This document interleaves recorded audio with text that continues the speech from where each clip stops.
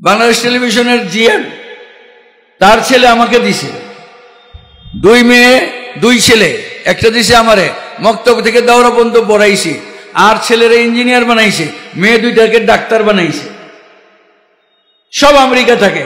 ওই যে মৌলবি ছেলেটা খালি বাংলাদেশে থাকে। একদিন দেখা হয়েছে, কেমন আছেন?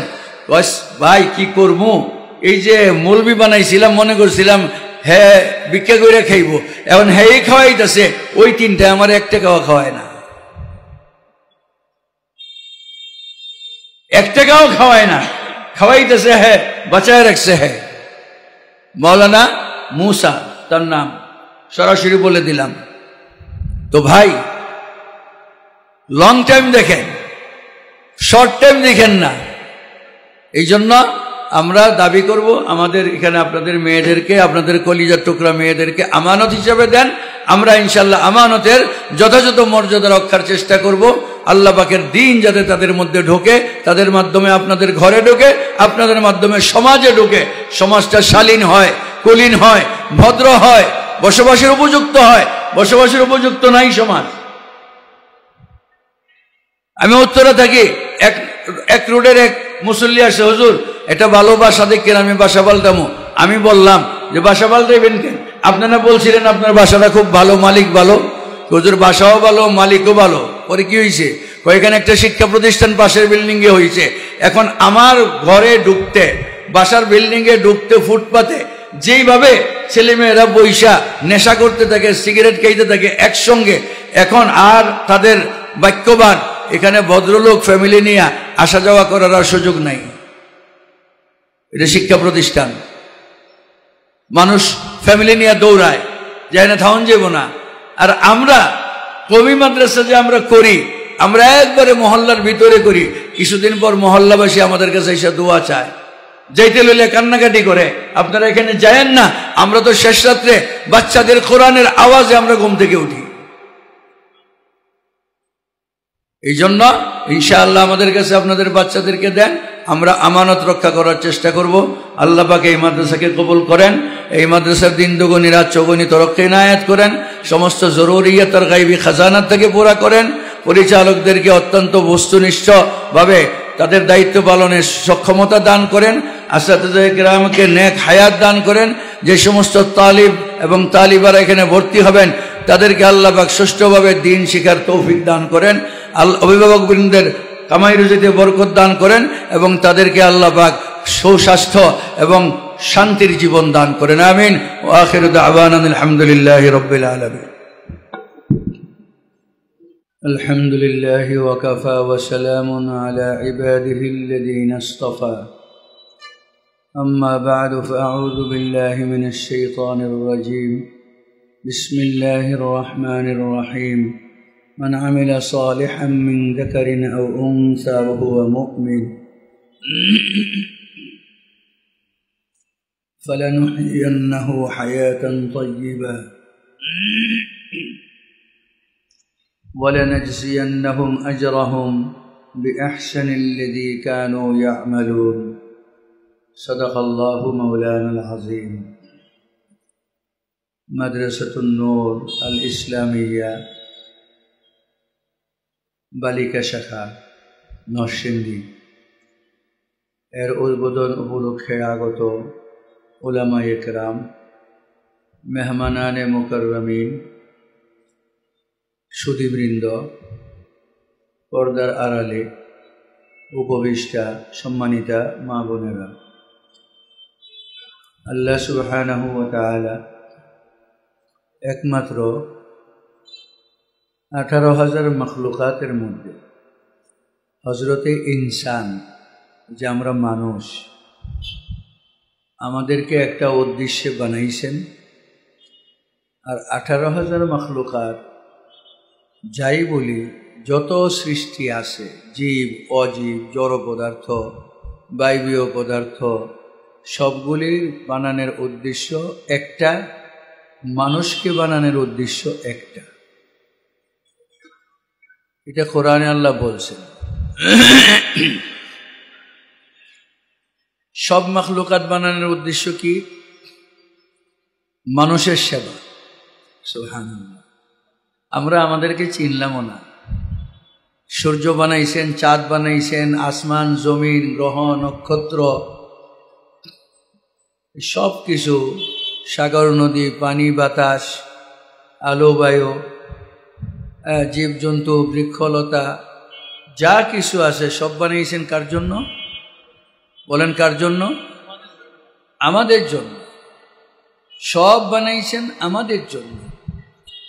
যদি সূর্য আল্লাহ না বানাইতেন, তাপ আর আলো না হইতো পৃথিবীতে, আমরা বাঁচতে পারতাম? তাহলে সূর্য কার কাজ করে? আমার কাজ করে। চন্দ্র আমার কাজ করে, বায়ু আমার কাজ করে, অক্সিজেন আমার কাজ করে।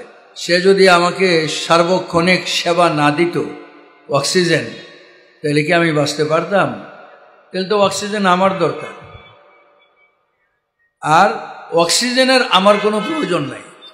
আমি না থাকলে অক্সিজেন কি হবে? বাঁচতে থাকবে বাতাসে, কোনো সমস্যা নাই। সূর্যের কোনো সমস্যা নাই, চন্দ্রের কোনো সমস্যা নাই, কোনো মাখলুকাতের কোনো সমস্যা নাই, বরং যে কোনো একটা না থাকলে আমার সমস্যা। কোনোটা প্রত্যক্ষ, সরাসরি আমার কাজে আসে, কোনোটা পরোক্ষ, ইনডাইরেক্ট আমার কাজে আসে। তাহলে সব মাখলুক, কোরআন শরীফে আল্লাহ বলে দিয়েছেন, খালাকা লাকুম মা ফিল আরদি জামিআ, তোমাদের জন্য সৃষ্টি করেছি আকাশ জমিনে যা কিছু আছে সব। আর আমাকে কেন বানিয়েছেন? আল্লাহ বলেন, ওয়ামা খালাকতুল জিন্না ওয়াল ইনসা, আগে পৃথিবীতে বসবাসকারী আর একটা জাতি ছিল জিন, এগুলো আমি বানাইছিলাম, তোমাদেরকেও বানাইছি।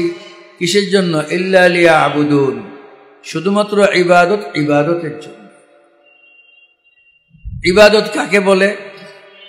দুনিয়ায় আমাদেরকে যেইভাবে বসবাস করতে দিছেন, আল্লাহ একটা রোড ম্যাপ দিয়ে দিছেন, তুমি এইভাবে বসবাস করো, এই কাজগুলি করো, এই কাজগুলি কইরো না, এইটা খাও, এটা খাইও না, এইটা বলো, এইটা বইলো না, এইভাবে শো, এইভাবে শুইও না, এইভাবে লেনদেন করো, এইভাবে লেনদেন কইরো না। যদি করো তাহলে শাস্তি পাবা, না করলে শান্তি পাবা। আল্লাহ বলছেন, আহাল্লাল্লাহুল বাইআ ওয়া হাররামার রিবা, বেচো কিনো হালাল, সুদ হারাম। কাফেররা বলতো, ইন্নামাল বাইউ মিসলুর রিবা, আরে বেচা কিনা তো সুদ তো বেচা কিনারই মতো। আল্লাহ বলেন, না, দুইটা বেশকম আছে, বেশকমটা যাই না মাইনা চলো, যাই না মাইনা চলো। আরে কুকুরের গোশত, শুকুরের গোশত আর ছাগলের গোশত তো সিলাইলে একরকমই দেখা যায়। না না, ছাগলটা শরীরভাবে জবাই করলে হালাল আল্লাহর নামে, আর শুকর কুকুর জবাই করলেও হারাম। তো এটা খাইও, এটা খাইও না, এটা খাইও, এটা খাইও না। মাছ মরে গেছে একটা 20 কেজি ওজনের, খাওয়া হালাল। ছাগল মরে গেছে একটা 5 কেজি ওজনের, হারাম, খাইও না, খাইও না। বিসমিল্লাহ আল্লাহু আকবার বলে জবাই করলাম, খুনে প্রবাহিত খুন বের হয়ে গেল, ভিতরে যে রক্ত আছে সেই রক্ত সহ, যে কলিজার মধ্যে ধুইলেও রক্ত বাইর হয়, আবার ধুইলে রক্ত বাইর হয়, 3 বার ধোয়ার পরেও বাইর হয়, তারপরে এটা সহই পাক করি খাই, হালাল। বাইরে যেটা গেছে সেটা নাপাক এবং হারাম, ওইটা খাইও না। কেউ যদি মনে করে কলিজার রক্ত যখন খাই তাহলে বাইরে টক কি জমায়া খাই, না, ওইটা হারাম। এইভাবে আমার দৈনন্দিন চলতে আল্লাহকে ছাড়া কাউরে সেজদা কইরো না, না মাকে ভক্তি কইরা করো, না কইরো না, এই ভক্তিতে তোমার ইমান যাইব। পীরের সেজদা কইরো না, মাজারে সেজদা কইরো না, ভক্তি কইরা করি, না কইরো না, এই ভক্তিতে তোমার ইমান যাইব, ইমান যাইব। কই যে আমরা তো আত্মীয় স্বজন একই, 51 ভুক্ত পরিবার, এক বাবার 4 ছেলে, 4 ছেলের বিয়ে করাইছে। এখন একজনের বউ 3 জনের ভাবি, 4টা মেয়ে বাড়িতে বধূ হয়ে আসছে, একজনের বধূ 3 জনের ভাবি, প্রত্যেকটা মহিলা একজনের বধূ 3 জনের ভাবি। একান্নভুক্ত পরিবার, ভাবি আমারে খুব আদর করে, দেবর আমারে খুব আদর করে। আল্লাহ নবী বলছেন আল হামু আল মউত, আরে কই যাও, মৃত্যুতুল্য ভয় করো, পর্দা করো, তোমার স্বামীর সঙ্গেই চলো, অন্যদের সামনে যেও না, হারাম। আরে এক পরিবার, একান্নভুক্ত পরিবার, একসঙ্গে চলি ফিরি খাই, মিলেমিশে কাজ করি, না না, আমরা তো জানিই না। অনেকে বলে আমরা তো জানিই না। চাচি আম্মা, আমরা ডাকি কি চাচি আম্মা, ডাকি না? তো চাচি আম্মা দেখা করা যাইবনি, চাচা শ্বশুর দেখা করা যাইবনি। আমার একজন চাচা এই বাইচে আছে, তো সহজ সরল মানুষ, আল্লাহওয়ালা মানুষ, বুজুর্গ মানুষ, কিন্তু আমার বাসায় আসছে। উনি মনেই করছে যে আমি যেই বুড়াত ফোন খুঁই বুড়া হয়ে গেছি, নাজমুলের বউ তো আমার সামনে আইবই, হ্যাঁ তো আহে না। তো উনি দুনুমুনু কইরা লজ্জা পাইছে। তো আমি বুঝাই দিছি, চাচা যান, এটা তো হারাম। সে সারা জিন্দেগি পর্দা মতো চলছে, এখন কেমনে আইব? তো আল্লাহ বলেন মান আমিলা সালিহাম মিন যাকারিন আও উনসা। সাহাবীদের জমানায় মহিলা সাহাবীরা, বিশেষ করে হযরত উম্মে সালমা রাদিয়াল্লাহু তাআলা আনহা নবীকে জিজ্ঞেস করছেন, ইয়া রাসূলুল্লাহ, আমরা নামাজ পড়ি, পুরুষেও পড়ে, আমরা রোজা রাখি, পুরুষেও রাখে, সম্পদ থাকলে যাকাত দেই, পুরুষেও দেয়, হজ ফরজ হইলে আমরা করি, পুরুষেও করে, সব সমান সমান, কোনো হেজিটেশন নাই। কিন্তু একটা বিষয়, এরা জেহাদে জায়গা, আমরা ঘরে বসে থাকি। তাহলে নামাজ রোজা, ইমান, নামাজ রোজা, হজ যাকাত সবকিছুতে বরাবর, জেহাদ হ্যাগো আছে, আমাগো নাই। কালে বদ্রে প্রয়োজন হইলে লাগে, নাইলে সচরাচর রাসূল সাল্লাল্লাহু আলাইহি ওয়াসাল্লাম 46টা আপনার সৈন্যদল পাঠাইছেন, 17টাই নিজে সশরীরে অংশগ্রহণ করছেন। 2-1টা ছাড়া মহিলাদের কোনো ভূমিকা ছিল না, যোদ্ধা হিসাবে কোনো যুদ্ধেই মহিলাদেরকে নেন নাই। তো এখন আমরা তো জেহাদ করি না, তাইলে এখন সমান সমান জামু কেমনে? পেশ না। তখন এই আয়াত নাযিল হইছে, মান আমিলা সালিহাম মিন যাকারিন আও উনসা ওয়া হুয়া মুমিন। ঈমানের পরে যদি নারী হোক পুরুষ হোক, আমলে সালেহ, নেক আমল করে, ফালানুহিয়ান্নাহু হায়াতান তাইয়্যিবা। এরা তো জিজ্ঞেস করছিল শুধু আখিরাতের কথা, দুনিয়াটাও জানায় দিলাম, আমি তাদেরকে দুনিয়ায় স্বাচ্ছন্দ্যময় জীবন দিব, শান্তিময় জীবন দিব। কি করলে? নেকামল করলে। আমরা জীবনের শান্তির জন্য চিন্তাই করে, কোনো মানুষ জীবনের শান্তির জন্য মসজিদের জুতা চুরি করে, এটা তো শান্তি লেগেই তো করে। কোনো মানুষ জীবনের শান্তির জন্য দুর্নীতি করে, কোনো মানুষ জীবনের শান্তির জন্য চুরি ডাকাতি করে, মনে করে যে ডাকাতি করে টাকা আনলে আমার জীবন লাইফ কি হবে, ভালো হবে। আল্লাহ কয় এগুলির মধ্যে কোনো শান্তি নাই। কিসের মধ্যে? ঈমান আর আমলের মধ্যে শান্তি। সুবহানাল্লাহ। ফালানুহিয়ান্নাহু হায়াতান তাইয়্যিবা। তাহলে আমি তাকে, হযরত আসেন,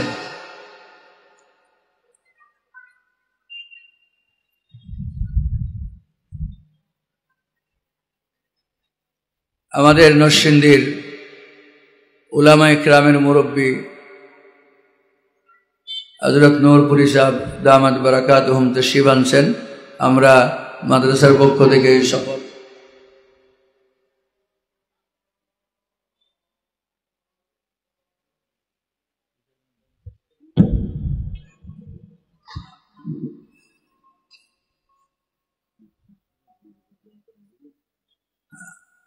তো আল্লাহ বলে এইগুলির মধ্যে শান্তি রাখি নাই। শান্তি হইল নেক আমলে। শান্তি কিসে? নেক আমলে। শান্তির জন্য ঐশীর বাবা ঐশীকে প্রত্যেক রাত্রে 1 লাখ টাকা দিতেন যে আমার মেয়ে শান্তিতে থাক। কত টাকা দিতেন? প্রত্যেক দিন 1 লাখ টাকা দিতেন। ঐশীকে আমার পোষায় না, আমার শান্তি লাগে না, আমারে বেশি দেওয়ান লাগবো। বাবাই কয়, বাবা রে, প্রত্যেক দিন 1 লাখ টাকা দিয়ে, আমি একজন চাকরিজীবী মানুষ, হ্যাঁ, আমার বেতনের ডবল তোমারে প্রত্যেক রাত্রে দে, এর চেয়ে বেশি দিতে পারতাম না, কারণ এত বেশি ঘুষ খাওয়ান যায় না। ঘুষ খাওয়ারও তো একটা বাজার আছে, মার্কেট আছে। বাবা সাবধান হয়ে যাও, আমার কিন্তু টাকা 2 লাখ লাগবে, নাহলে আমার শান্তি পাই না। তো বাবা মা দুইটারে কি করছে? জবাই করছে। শান্তি পাইছে? শান্তি তো এটার মধ্যে না, শান্তি তো ঈমান আমলে সালেহের মধ্যে। এখন ঈমান আমলে সালেহ কোথায় পাবো? ওই যে ইলমে দ্বীন, তালাবুল ইলমি ফরিয়দাতুন আলা কুল্লি মুসলিম ওয়া মুসলিমা ফি রিওয়ায়াতিন।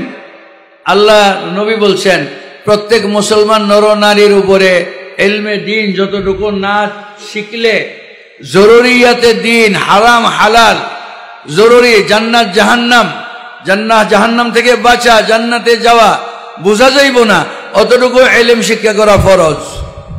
ওই ফরজকে সামনে রেখেই আমাদের দেশে কওমি আপনার ঘরানার পক্ষ থেকে অত্যন্ত সতর্কতার সঙ্গে, এটা বুঝে রেখেন, অত্যন্ত সতর্কতার সঙ্গে 100% পর্দার নিশ্চয়তা বিধান এর শর্তে কিছু শিক্ষা প্রতিষ্ঠান হয়েছে। আলহামদুলিল্লাহ, এগুলির আউটপুট অনেক ভালো। দেখা গেছে আমি নিজেও ঢাকাতে একটা মেয়েদের মাদ্রাসা করছি, ওই মাদ্রাসায় প্রায় 4 থেকে 500 ছাত্রী লেখাপড়া করে। আলহামদুলিল্লাহ, যে ঘরে পর্দা ছিল না পর্দা ঢুকছে, যে ঘরে নামাজ ছিল না নামাজ ঢুকছে, যে ঘরে কোনো দিন ছিল না দিন ঢুকছে। মেয়ে যখন হাফেজা হইছে, মেয়ে যখন আলেমা হইছে, এর দ্বারা ঘরে পরিবর্তন আসছে। তো আমরা কওমি ঘরানার থেকে যে সমস্ত প্রতিষ্ঠান হয়, আমাদের দৃষ্টিতে 100% পর্দার নিশ্চয়তার শর্তে প্রতিষ্ঠানগুলো হয়। কেন এই দাবি করলাম? এই মাদ্রাসাতুন নূর বালিকা শাখায় কোনো জন যদি আপনারা দেখেন যেখানে পর্দার মধ্যে লিকেজ আছে, দুর্বলতা আছে, সঙ্গে সঙ্গে আপনারা প্রতিবাদ করবেন, বলবেন যে না, এটা প্রতিষ্ঠান নয়, এখানে শয়তানের কি আছে, কন্ট্রিবিউশন আছে। এটার চেয়ে ভালোর চেয়ে খারাপ বেশি হইব। এই জন্য আর যদি 100% পর্দার নিশ্চয়তা বিধান সহ আল্লাহ রসুলের হুকুমের উপরে প্রতিষ্ঠিত প্রতিষ্ঠানে আপনার মেয়েদেরকে আপনারা দেন, আপনার ছেলেদেরকে যেমন দিচ্ছেন, তাহলে ইনশাআল্লাহ আমাদের নার্সিংয়ে আমাদের সঙ্গে যেহেতু পরামর্শ আছে, আমি আমাদের মুরব্বী নরসিংদীর মুরব্বী নূরপুরি সাহেব দামাত বারাকাতুহুমকেও অনুরোধ করব আপনার কাছেই, আমরা আপনার কাছ থেকেও সুপরামর্শে উপকৃত হব। পরামর্শে চলে আপনার মেয়েকে দিবেন, ইনশাআল্লাহ ওকে সুমানুষ বানায় আপনার ঘরকে পরিবর্তন করার চেষ্টা, এটা আমাদের দায়িত্ব থাকলো। করবেন তো আল্লাহ পাক? করবেন তো আল্লাহ পাক? এখানে মক্তবে 3 বছর পড়লে 3য় শ্রেণী পর্যন্ত আপনি বাংলা, অঙ্ক, ইংরেজির সমৃদ্ধিও পাবেন। লস করার কিছু নাই। সঙ্গে সঙ্গে আপনার নামাজ, রোজা এইগুলিও ঠিক হয়ে যাবে, ওযু গোসল ঠিক হয়ে যাবে, পর্দায় অভ্যস্ত হয়ে যাবে। বাচ্চারা এদিকে আসো, আমার মেয়েদের মাদ্রাসায় আসো। এটা তো অনেক লম্বা, আরো ছোট নাই কেউ? আরো ছোট লাগবো? একটা ছোট দাও, একেবারে পিচ্ছি, যেটা একেবারে ট্যাবলেট।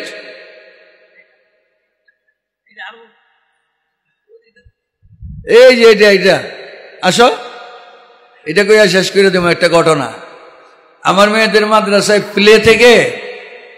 প্লে নার্সারি, কেজি 1, 2, 3, 4, 5 হেফজখানা, মক্তব, দাওরা হাদিস পর্যন্ত আছে। তা আমি একদিন দেখি এক বাবা বাচ্চা নিয়ে আসতেছে, মেয়ে নিয়ে আসতেছে, মেয়েটা এতটুকু, এর মতো না, এটা পাইতেছি না খুঁজে, ওই ডিজাইন নাই এখানে, এতটুকু মাথায় এনে মাথা বাবার হাঁটুর মধ্যে। হ্যাঁ, ওই যে মহিলা বোরকা আছে না, একেবারে হাত মোজা, পা মোজা, ডাকা, নেকাপ টেকাপ দেওয়া, তুরতুরায় বাবার লগে হাঁটতেছে। আমি বাবারে জিজ্ঞেস করলাম যে ওর তো পর্দা হয় নাই, ওরে এই বোরকা কেন পরাইছেন? লড়াচড়া করতে না, ছোট বাচ্চা। হুজুর পেরেশান হয়ে গেছে। কি পেরেশান? এর বড় বোনটা এখানে আপনার মাদ্রাসায় পড়ে, লগে এরেও দিছি। এখন আজকে 15 দিন থেকে আমার বাইনা ধরছে, আপ্পির মতো বোরকা না বানায় দিলে মাদ্রাসায় যাব না। আপ্পির যে বোরকা, সেই বোরকা বানায় দিতে হবে। তো আমি হুজুর বিপদে বসে, জানেন হুজুর এই বোরকার আমি কত টাকা সিলাই দিছি? কত? ওই যে বড়টারও 900, ওইটারও 900 টাকা সিলাই। এই দেড়াত বোরকার 900 টাকা সিলাই দিছি, দিয়া পরে বানাই দিছি। কি করবো? হ্যাঁ, এটা ছাড়া মাদ্রাসায় আসে না, যাও বাবা বসো। আমি বলি নাই যে তার উপরে ফরজ ছিল সেইটা করছে। আমি বলি যেখানে যেই দেশে বাবা যদি বলে মেয়েকে তবলিগে চিনচিল্লা লাগায় ঈশা, তখন দেখে যে সারাই জাহান্নাম, মা গো বোরকা বইরা স্কুলে যা। মেয়ে হুমকি দেয়, আরেকবার যদি বলো তাহলে ফ্যানের লগে চুল্লা যাব, আত্মহত্যা করব, তারপরেও পর্দা করব না।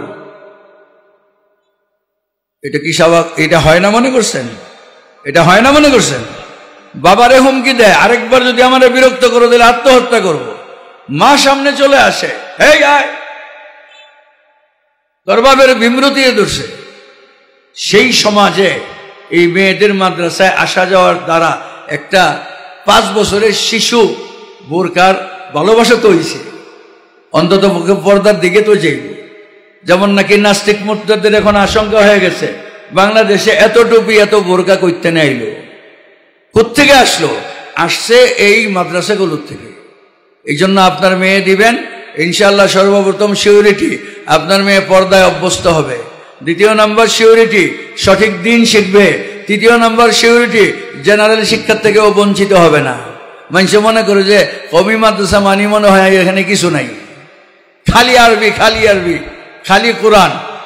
আমারে জিজ্ঞেস করে, আমার এক খালু আছে এসপি সাহেব, আমারে ডেকে নিছে উত্তরা, ওনার বাসায় নিয়ে কয় যে আমার ছেলেটা ম্যাট্রিক পরীক্ষা দিছে, 2 মাস আছে, এই 2 মাসে তারে কোরআন শরীফ শুদ্ধ করাইয়া দেন আর তাফসির পড়াইয়া দেন। আমাকে এটা কি কোন? ওই কোরআনের মধ্যে আছে কি? কিচ্ছু নাই। তো আমি এটা পারতাম না, কয়টা পারবো? ওই যে আমি বললাম যে সকালবেলা সাইকেল নিয়ে টিং টিং করে কিছু মানুষ আহে যায় টুপি পরা, এদেরকে কইবেন এরা আমবাদ, তসবাদ, গৃহবাদ, জিঞ্জিবাদ, 80 প্রকার বাতের কাম এক ট্যাবলেটে কইরা লিখব। হ্যাঁ, 2 মাসও লাগতো না, 1 মাসে পড়া হয়ে যাইব। তা আপনি করলে? আমি কই না, আমি করলে প্রত্যেক দিন যদি 1 ঘন্টা কইরা দেয়, 2 বছর পরে তার সূরা ফাতিহা সহ 10 সূরা সহি হইব।